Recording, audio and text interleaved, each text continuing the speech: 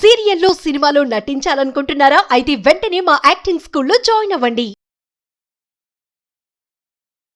మమతా బెనర్జీ గారు the former chief minister of the state of West Bengal. ఆవిడ term అయిపోయినప్పటికీ ఇప్పుడు దాకా పోస్ట్ అయితే రిజైన్ చేయనని చెప్తున్నారు. అది ఎంతవరకు కాన్స్టిట్యూషనల్? ఆ పోస్ట్ చీఫ్ మినిస్టర్ పోస్ట్ నుంచి రిజైన్ చేయాలి అంటే దాన్ని ఒక లీగలీ ఒక టర్మ్ యూస్ చేస్తారంటే దాన్ని relinquishment of the post of the chief minister అంటారు.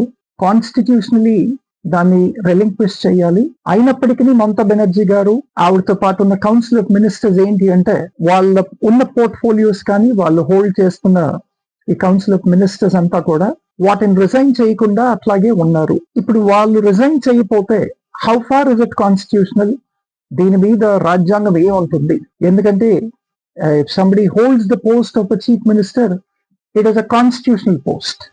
కాబట్టి does the governor have any right to seek relinquishment from the former chief minister, or does the governor of the state of the West Bengal has any right at all to dissolve such cabinet? And chuskunte article 172 of the Indian constitution em cheptundante after the said term the governor has every right to dissolve the previous government అని చెప్పి in case if they have not proved the majority అని చెప్పి article 172 అయితే చెప్తుందండి. అదే విధంగా చూసుకుంటే మనం Article 164 subclause 1 states that the governor has every power and every authority to induct a chief minister and also the council of ministers on the advice of the chief minister అని చెప్పి Article 164 subclause 1 అయితే చెప్తుంది. మరి ఇక్కడ మమతా బెనర్జీ గారు ఆవిడతో పాటు ఉన్న కౌన్సిల్ ఆఫ్ మినిస్టర్స్ అంతా కూడా దీన్ని రెలింక్విష్ చేయకుండా ఆవిడ ఎందుకు ఇంకా నేనే సీఎం అని చెప్పి ఆ సీఎం పోస్ట్ కి హోల్డ్ చేస్తున్నారంటే ఆవిడ ప్రధానంగా 3 ఆరోపణలు చేశారండి. ఒకటేంటి అంటే ఇది ప్రజలు ఇచ్చిన వర్డిక్ట్ కాదు. బీజేపీ గెలుపు ఏదైతే ఉందో ఇది ప్రజలు ఇచ్చిన గెలుపు కాదు. This is not the verdict given by the people, but this is a verdict taken by the BJP through conspire చేసి కాన్స్పిరసీ మెథడ్స్ అన్ని యూజ్ చేసి వాళ్ళు గెలిచారు అని చెప్పి మమతా గారు మొదటి ఆరోపణ అండి. రెండోది ఏంటంటే బీజేపీ వారు సెంట్రల్ గవర్నమెంట్ ఉంది, తర్వాత మెనీ స్టేట్స్ లో వాళ్ళ గవర్నమెంట్ ఉంది కాబట్టి వీళ్ళు ఏం చేశారంటే ఇక్కడ సెంట్రల్ ఆర్మ్డ్ ఫోర్సెస్ ని మిస్యూజ్ చేశారు.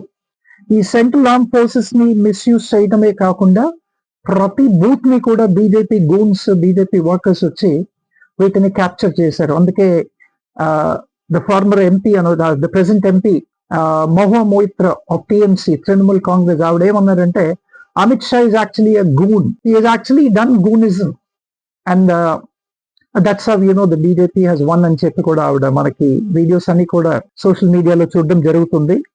సో అదే విధంగా ఈ ఆరోపణలన్నీ కూడా మమతా బెనర్జీ చేస్తూ మమతా బెనర్జీ గారు ఏమంటున్నారంటే లేదు, నేను ఈ పోస్ట్ కి అయితే నేను రెలింక్విష్మెంట్ ఇవ్వను, ఇప్పుడు కూడా నేను సీఎం. వాళ్ళు గెలిచింది చట్టబద్ధంగా కాదు, ఈ elections fair and transparent process లో జరగలేదు, అబ్సల్యూట్లీ ప్రతి బూత్ కూడా రిగ్గింగ్ చేయబడ్డది. ఒక వీడియో కూడా బయటకు వచ్చింది ఏ విధంగా అయితే అంటే ఇల్లీగల్ ఓటర్స్ అందరినీ కూడా తీసుకొచ్చి దాంట్లో ఇంక్లూడ్ చేసి బూత్ రిగ్గింగ్స్ చేసి ఓట్స్ వేయించుకున్నారని చెప్పి కూడా చెప్తున్నారు. మరి ఇట్లాంటి సందర్భాల్లో గవర్నర్ ఏం చేయొచ్చు? గవర్నర్ ఎవరు, ఆయన పవర్ ఏంటి, ఆయన అథారిటీ ఏంటి? ప్రతి స్టేట్ లో కూడా ఒక governor is a nominee of the president. ఏ విధంగా అయితే మనకి president for the entire country ఉంటారో ప్రతి స్టేట్ కి ఒక గవర్నర్ ఉంటారు. Governor also has almost similar powers, though not equivalent, similar powers. President కి వచ్చి ఇన్నరెంట్ పవర్స్ ఉంటాయి, గవర్నర్స్ కి వచ్చి అదే విధంగా కొంచెం అంటే సిమిలర్ పవర్స్ ఉంటాయి. ఈ governor is a nominee of the president in every state. కాబట్టి the governor can dissolve any particular cabinet, the governor can induct any particular chief minister, the governor can actually induct any council of ministers provided they prove their majority, provided they prove their strength in the floors of the assembly అని చెప్పి మనకి constitution అయితే చెప్తుందండి. మరి ఇక్కడ ఈవిడ మన మమతా గారు చూసుకుంటే వాళ్ళ గవర్నమెంట్ వాళ్ళ కౌన్సిల్ ఆఫ్ మినిస్టర్స్ అంతా చూసుకుంటే వాళ్ళు May 8th, 2021 they have assumed the office of the chief minister and the council of ministers అండి. సో ఇక్కడ మనం చూసుకుంటే మమతా బెనర్జీ గారి టర్మ్ May 7, 2026 no అయిపోతుంది. Constitutionally speaking, Article 172, the government has to be dissolved as soon as the stipulated term is over. As per the constitution, what is the stipulated term అంటే 5 years term. ఇక్కడ మమతా గారిది చూసుకుంటే మే 7వ తేదీ 2026 నాడు ఆవిడ term అయిపోయింది. కాబట్టి ఆవిడ in any case she is disqualified to continue as the chief minister, and all the other ministers, the council of ministers, the cabinet ministers are also disqualified because their term is officially over. Constitutionally, the term has come to an end. ఈ term అయిపోయిన తర్వాత ఆవిడ continue చేయాలి అంటే ఇక్కడ resign చేసి దాని తర్వాత ఫ్లోర్ లో ఆ అసెంబ్లీలో ఆవిడ వర్త్ ఏంటి, ఆవిడ దగ్గర స్ట్రెంగ్త్ ఏంటి అది ప్రూవ్ చేసుకుని then she can definitely actually continue as the next chief minister. కానీ ఇక్కడ చూసుకుంటే బీజేపీకి, తృణమూల్ కాంగ్రెస్ కి చూసుకుంటే more than 100 seats వ్యత్యాసం ఉంది.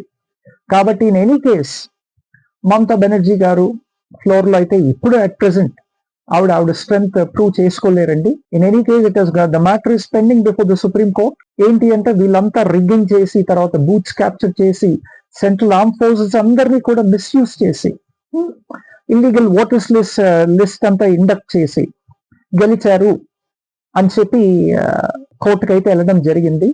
ఒకవేళ సుప్రీం కోర్ట్ ఈ వర్డిక్ట్ కరెక్ట్ కాదు, ఎందుకంటే ఈ కారణాల వల్ల బీజేపీ గెలిచింది అంటే ఈ పర్టికులర్ ఎలక్షన్స్ అంతటిని కూడా డిజాల్వ్ చేసి మరలా ఒక ఫ్రెష్ ఎలక్షన్ పెడితే కానీ ఆ ఫ్రెష్ ఎలక్షన్ లో తృణమూల్ కాంగ్రెస్ హెడెడ్ బై మమతా బెనర్జీ గారు ఆవిడ ప్రూవ్ చేసుకుంటే then she will have every right to assume the office as the chief minister. But as of now Suvendu గారు is considered to be the next chief minister of West Bengal అని మనకి media reports అన్ని కూడా వస్తున్నాయి. మరి అంతకుముందు ఈ constituent అసెంబ్లీలో ఈ కాన్స్టిట్యూషన్ డ్రాఫ్ట్ పెట్టినప్పుడు one of the member of the constituent assembly mister Mohammed Khan ఆయన ఒక అమెండ్మెంట్ చేయాలని చెప్పి మూవ్ చేశారు. ఆ అమెండ్మెంట్ ఏంటి అంటే the legislative assembly cannot continue as per the pleasure of the governor, it has to be continued as per the majority అని ఒక అమెండ్మెంట్ చేయాలని చెప్పి అమెండ్మెంట్ ప్రొవిజన్ మూవ్ చేశారు ఈ ఆర్టికల్ 144 కి, ద దెన్ ఆర్టికల్. దానికి డాక్టర్ బిఆర్ అంబేద్కర్ గారు who was the chairman of the constituent draft assembly దీన్ని ఆయన ఎఫ్ఎం చేస్తూ ఏమన్నారంటే the council of ministers shall hold office only so long as it enjoys the confidence of majority అన్నారు. అదేవిధంగా అంటే ఈ పర్టికులర్ ఆర్టికల్ దేనికి వర్తిస్తుంది, ఈ అమెండ్మెంట్ ప్రొవిజన్ దేనికి వర్తిస్తుందంటే ప్రెసెంట్లీ మనము TVK party of Tamil Nadu headed by C Joseph Vijay వాళ్ళకి వర్తిస్తుందండి. It is not as per the governor's pleasure but it is for the majority అని చెప్పి మనం చూస్తున్నాం. కాబట్టి ఇక్కడ majority the state of West Bengal లో బీజేపీకి ఉంది. కాబట్టి అన్లెస్ అండ్ అంటిల్ ఈ ఎలక్షన్స్ అన్ని రద్దు చేసి సుప్రీంకోర్టు వారు ఒక ఫ్రెష్ ఎలక్షన్ కంటిన్యూ చేయమని చెప్తే కానీ ఇదంతా కూడా ఒక కాన్స్టిట్యూషనల్ మెకానిజం. కాబట్టి ఈ కాన్స్టిట్యూషనల్ నిటిగ్రిటీస్ కానీ ఈ కాన్స్టిట్యూషనల్ మెకానిజం కానీ తప్పకుండా గవర్నర్ కానీ ప్రెసిడెంట్ కానీ లేదంటే గెలిచిన సింగిల్ లార్జెస్ట్ పార్టీ కానీ లేదంటే minority party to form the government కానీ వీళ్ళంతా కూడా ఈ కాన్స్టిట్యూషనల్ బ్రీచెస్ కానీ ఈ కాన్స్టిట్యూషనల్ లాక్యునెస్ ని కానీ తీసుకొని గవర్నమెంట్ ఫార్మ్ చేయడానికి లేదు. But they have to technically follow the constitutional mechanism. Thank you.